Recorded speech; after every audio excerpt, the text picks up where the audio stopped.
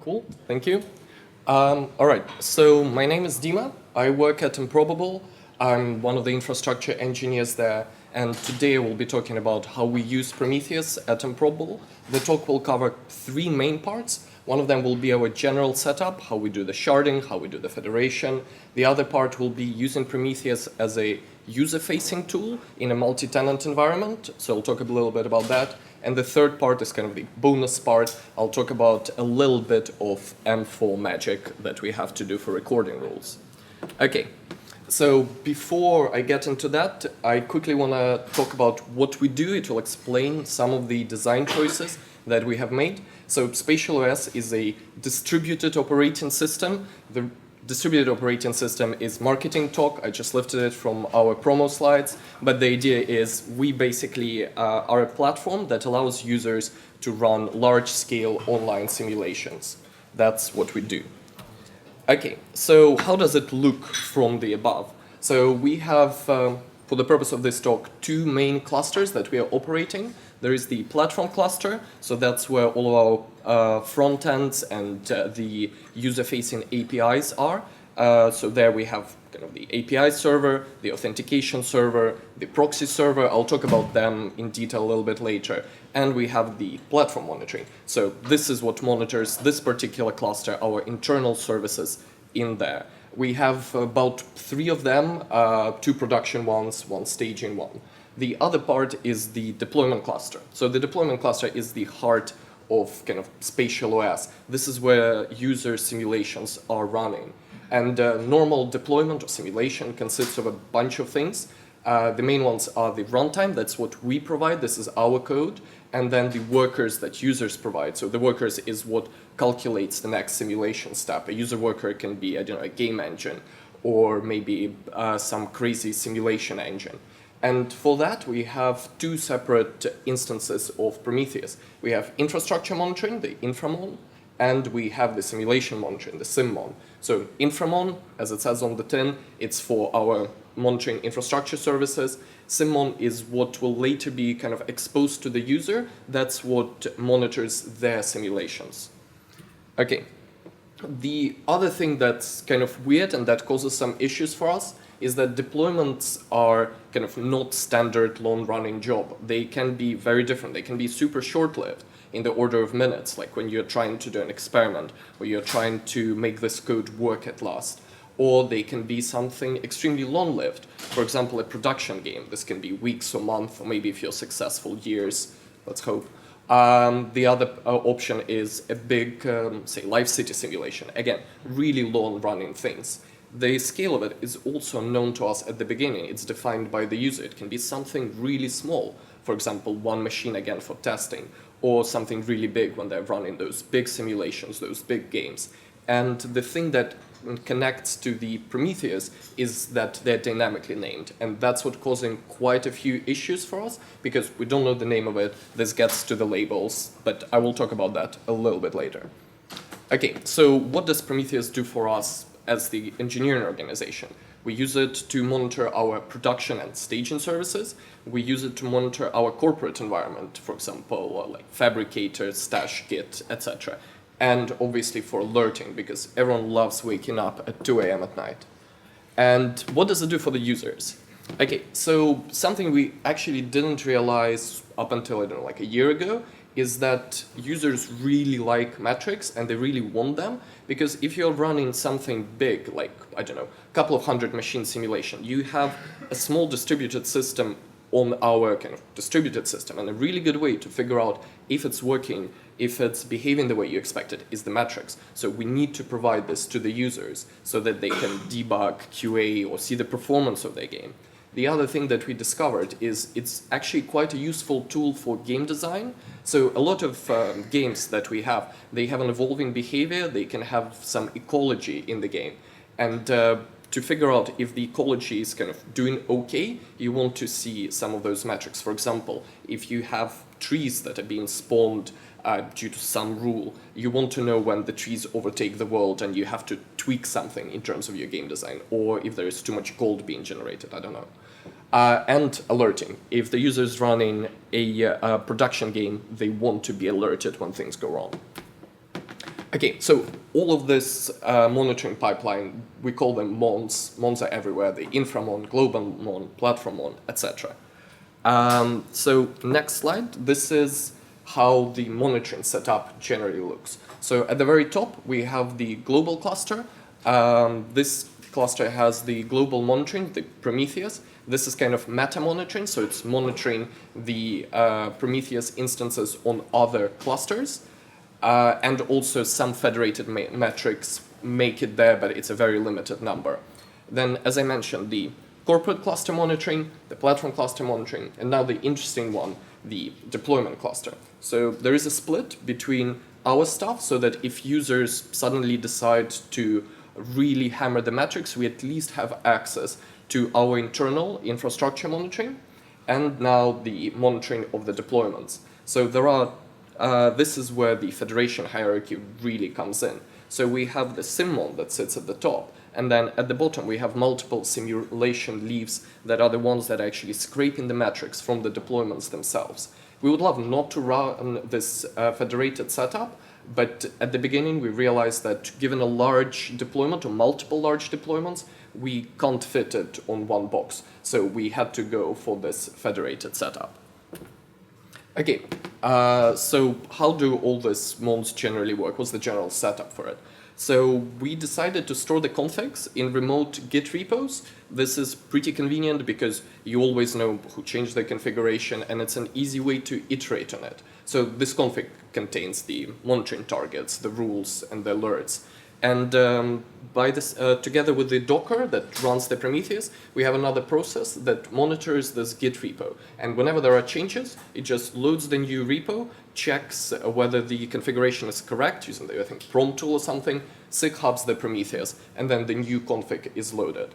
The other thing that we have loads of magical M4 recording rules there, but that's the bonus part, comes later.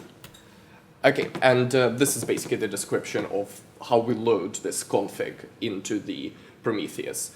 Makes it to GitHub, pull for changes, load it into Prometheus. Okay, so quick intro into the recording rules. Why do we need them? We have quite a few really frequently used metrics, so we want to pre-compute them. We have some expensive expressions, again, pre-compute that, convenient. So this is an example of some recording rule. And also the main metrics that we scrape during the federation are the recording rules. So that's how we use them. Okay, so federation. The idea behind the federation is that it's a way to scrape a subset of metrics from a Prometheus instance. The way you do it is you just make a request to /federate endpoint, you provide the query inside the match, and it picks the labels, the metrics that match this query. So what we decided to do is we decided to introduce our own convention there. So if a metric has double colon in it, it is considered a federated metric. So for us, it was a simple way to distinguish between the metrics that were federated or that were not federated. And again, since it's all code-generated, no one has to even know about this convention unless you're trying to debug something. Okay, so why did the scale of just one box not work for us? We have loads and loads of unique time series, mainly because there are a lot of things that are user-defined. So this metric, like player latency, it looks fine, like there is nothing obviously wrong in it, maybe except for node ID. But the deployment name, project name, and deployment tag, all those things are user-defined. So they start exploding really quickly in terms of cardinality. Okay, so at the very top, we have the SimMon. This is what scrapes the federated metrics from the SimLeaves. The way it discovers the SimLeaves, you just use the DNS discovery. You have your naming convention to figure out which of the metrics should be scraped during the federation, and has a bit longer data retention, around 14 days. Seems to be okay for us now. We might end up tweaking it. Don't think you can see it from the back, but this SimMon currently has something between like 2.1 and 2.5 million metrics. And I think it's just kind of from a normal day, so there were no big production deployments going on. And interesting thing you can actually see here is you can figure out what time we finish work, because you can see the number of metrics going up until like 6, 6:30, and then because of the data retention, it starts going down, and then we have the nightlies from 1 to 2, and then starts going down again, and people make it to work. So even this is fairly, I guess, confidential metric. You don't want people to know when you work. Okay, and the SimLeaves, that's what's at the bottom. So they scrape the metrics from the deployment endpoints. A deployment can have loads of metrics endpoints, different nodes, different modules expose their own metrics. Because we have multiple SimLeaves, we need a way to figure out how do we shard the data between them. So the way we do it, we use the deployment name and the project name to figure out which SimLeaf is responsible for which deployment. And the SimLeaves have much shorter data retention. It's, I think, in the order of hours. And again, this is basically number of series. The spikes is when big deployments are coming up. Okay, and this is basically an example of sharding. So there is nothing magical behind sharding. You just need to fill in the number of leaves in our case you have. So modulus, we have 4 of them. That's why we have the 4. You figure out which labels you're going to be sharding on, and then you decide which ones to keep. It's pretty convenient because we insert all those values in there during like one of the generation parts. So some of the clusters run 4 SimLeaves, the other ones run 2, and we can theoretically scale it up almost live with some of the things, but we actually haven't tried that, so I don't know if that will work. Okay, an interesting thing that we discovered is that SimLeaves could not rely on DNS for service discovery. That's what we used at the beginning. It was super convenient. We used SkyDNS as our kind of DNS backend. We used it for service discovery. All the endpoints that export metrics would just register there, and SimLeaves would pick them up. The problem is at some point the metrics started randomly disappearing and then reappearing. It was really strange, took us a while to figure it out, and then we realized that we actually ran out of the DNS response size. So on SkyDNS, I think it was around 64K, and we couldn't fit all the endpoints that needed to be scraped into 64K, partly because we have really long domain names and we also have loads of them. So we decided to use Prometheus's blog post to figure out how to fix this. So they have a really nice write-up about how you can do your custom service discovery. So what we ended up doing is, instead of querying the DNS server, we just looked up the registrations inside etcd, because SkyDNS uses etcd as the backend. It has well-defined structure as to kind of where the things go. So we read the etcd ourselves, pull the data out, then we can convert it into a file that's understandable by Prometheus, and that's what it uses as targets. So that was quite fun. Okay, so how does the metric make it from a deployment all the way to the simulation monitoring? So on the simulation point, you can have something like improbable migrations finished with a project and a deployment. There will be a recording rule for this on the SimLeaf. And you can see that, well, I don't know if you can see, but there is a double colon in there, and that signifies that this is a federated metric, and the actual metric that will be exposed on the SimLeaf will, again, look something like improbable migrations, sum with some number. And then the SimMon just has a config that says that all the metrics that have double colon have to be picked up by the SimMon, and that's how it makes it all the way from the deployment onto the simulation monitoring. Okay, so this is the part I really wanted to talk about. So we said that we use Prometheus as a user-facing tool. The issues that we are facing here is that we have multi-tenant environment, and with the multi-tenancy, you want to protect users' metrics. So we know that metrics can be very sensitive data. You can get a competitive advantage by looking at someone else's metrics, like players online or hours played. You know how well the company is doing. Or if you want to figure out who's a really weak player, you can just look up their frags and then you know who you want to hunt in that game. Again, really important, really sensitive. So we need 2 types of data isolation. We need to isolate the data between the customers so they can't see each other's data, but we also don't want customers to see our internal platform metrics, because again, this is our data. We don't want to share it with everyone. Okay, so there are three main moving parts to make this multi-tenancy, not multi-tenancy, this data isolation happen. There's the authentication server. So this is kind of homemade, homegrown ACL server, uses Google as an identity provider, implements Auth2 flow, and it uses JWT tokens as a way to describe the user's permissions. So the JWT token will encode something like, this user can read anything in the project best game ever. This is obviously not the actual format of the token, but this describes what the bearer of this token is allowed to do.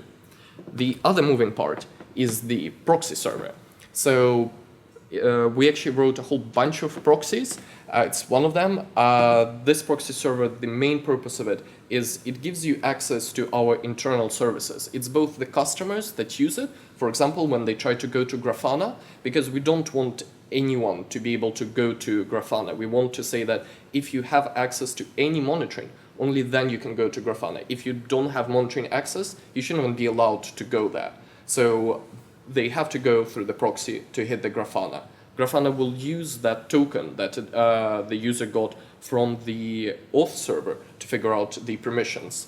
And the other useful thing that we can put there is throttling. So you don't want user DDoSing you by going to some endpoint. So we can limit the number of requests they can make, because by the time they get to the proxy server, we should already know who they are. Or if we don't, we can send them back to the authentication server for the Auth2 flow for them to get redirected back.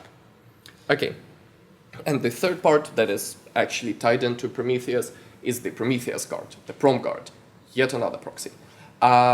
This guy actually understands the semantics of the request that goes to the Prometheus. It will inspect this request and it will check the permissions against what the user is trying to request. So together with the request to the Prometheus, we will get the access token. Then we will use PromQL to figure out what the user is actually requesting. So PromQL will be able to parse this request. And then we just compare what do they want against what they are actually allowed to see. Okay, so this is approximately how this looks. At the very top, the user decides to go to Grafana, they go to the proxy server. If they need, they might get re-authed through authentication server. Then as the dashboard starts loading up, Grafana will make a request into the PromGuard, and then the PromGuard will decide, oh, user is trying to access improbable metrics and they don't have permissions for that. Deny this request and you will get this sad red exclamation mark on your Grafana. You click on it and you'll see permission denied. Or if you're trying to access your own metrics, it'll just let you through. If you're trying to access someone else's metrics, again, access denied, you can't do that. Okay, so how does the actual rewriting happen inside the PromGuard? So to pretend to be a Prometheus server, you need to expose three main endpoints. There are more, but like these are the ones that take care of the queries. There is the query range, and I think the series. As you get this request, you then need to pull out the query. The query can be part of the, I think it's called the query parameter or the match, so you just pull out the string. Then given the string, you can use the PromQL from Prometheus to figure out all the selectors. So in our case, the reason why it's possible is all the users are associated with a certain project and the permissions will have a project in there. So you know that this user is allowed to see project, let's say secret project. And also all the metrics that are coming from the simulation will have the project as part of the label. So looking at the metric, we can say that this metric belongs to this particular project. And we can then look at the access token to figure out which projects the user can see. So this is what kind of glues this all together. So let's look at a couple of examples. So request number one, you want to figure out those splines reticulated for project game. Your permission that you have inside your access token says that, yes, you can read anything in project game. Then we don't need to rewrite anything. It's all fine. Now, option number two, you try to do something a bit more interesting. You say, I want this metric for all the projects that start with G. Now, this is more interesting. You also have multiple permissions. You can see project GA, GB, and AA. So what happens? You parse the request with PromQL, you pull out the matrix and vector selectors, I think. you match all of those selectors that are project selectors on the things that you're allowed to see. And because it's a regex, you just regex the project name you're allowed to read against the project that's been selected. So in this case, GA and GB are match the regex. So they will be inserted as a selector into the query. So now the query has been rewritten.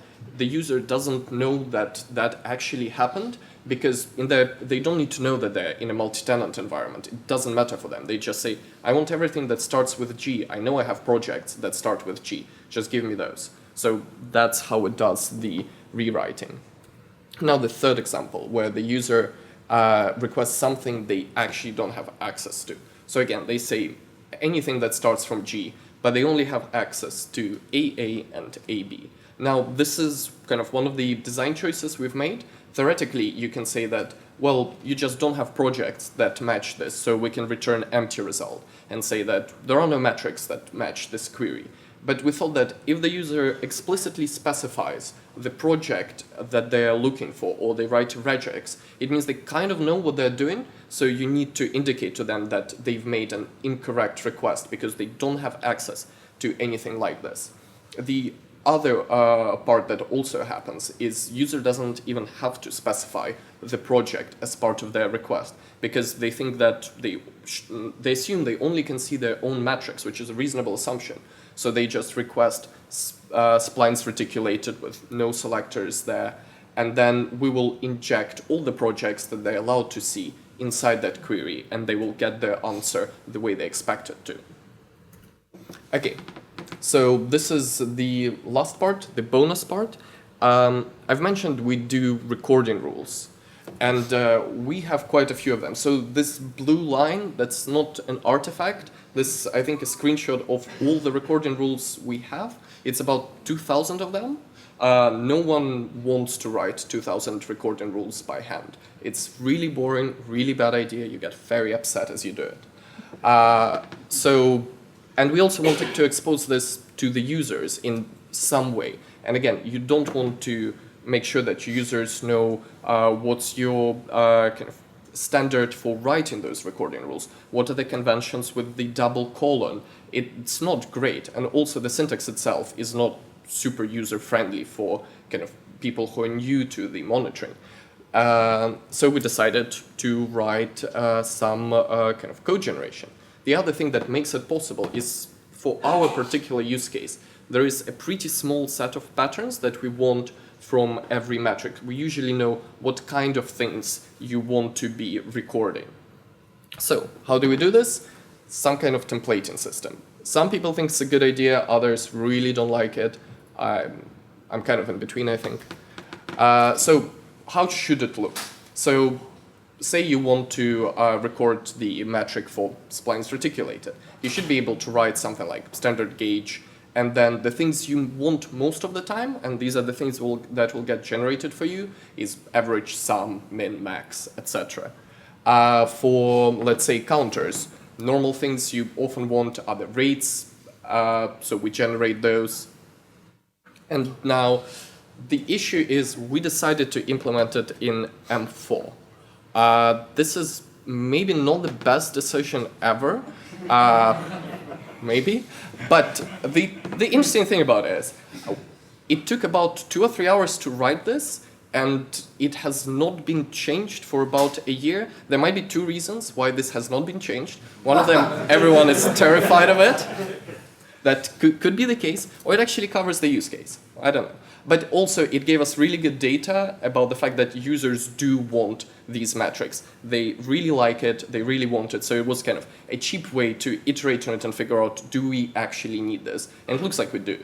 And obviously, you should change it, and a convenient way to do it is maybe expose some web UI for the user to say, actually add this particular metric to the code generation behind the scenes, and I just want to see it. So next part is a little bit scary, I think. Yeah, there we go. So this is the actual implementation. Some bits have been removed, but yeah, you can see it's pretty obvious. You can read through it. You don't need any knowledge of M4 to actually understand what's going on. Really maintainable as well. Yeah, so this is how we do the templating for recording rules. That's where 2000 recording rules actually come in. Yeah, questions?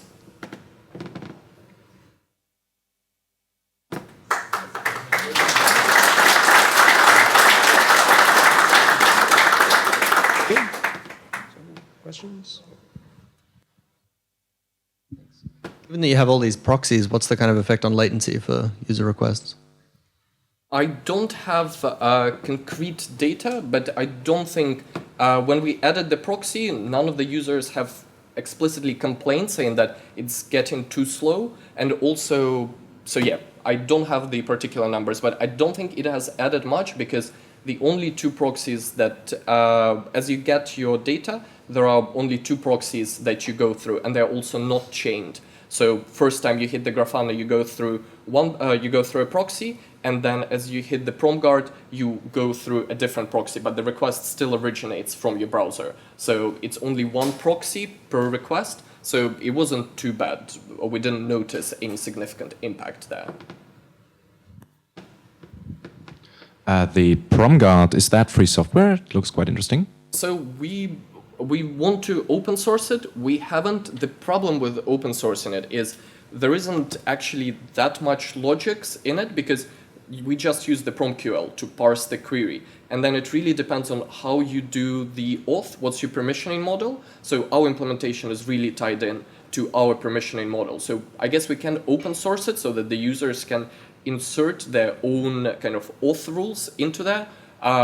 It will be like generally a very small project. I think the whole PromGuard, the logics that deals with it is, I don't know, like 15 lines of code, somewhere there. Like it's really small. It was really convenient to write it using the PromQL. But a lot of people have asked about it, so I think we'll work on just open sourcing this.